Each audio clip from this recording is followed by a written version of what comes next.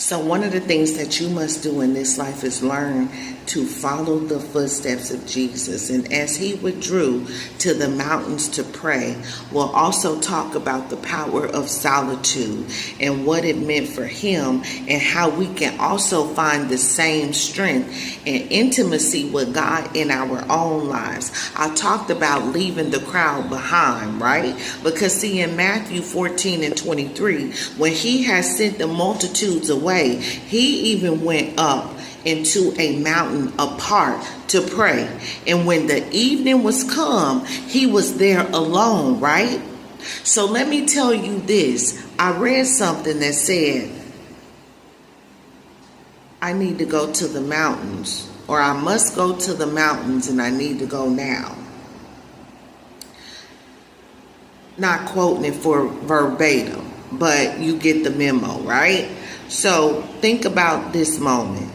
Jesus, he had performed a great miracle. He had fed 5,000 people with 5 loaves and 2 fish, right? The crowd was amazed. And then the disciples, they were in awe. But Jesus, he did not stay in the spotlight, y'all. That's one thing you need to understand about Christ. He did not build a stage. He did not linger to credit. Instead, he went up to the mountain apart from everyone else. He left the crowd behind and he went to go pray. Why? Because solitude is the secret place of strength. Solitude is where our spirits are recharged. Solitude is where heaven speaks into the noise of the earth, right? So we have to also follow the example of Jesus, right? Notice the pattern. When he needed direction, he went away to pray.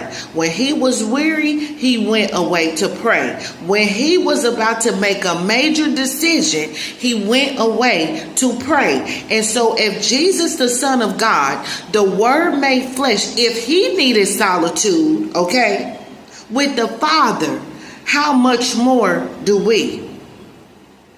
So this shows us that public power, it comes from private prayer, right? So how can you apply this to your life? Let me ask you a question. When was the last time you shut the door?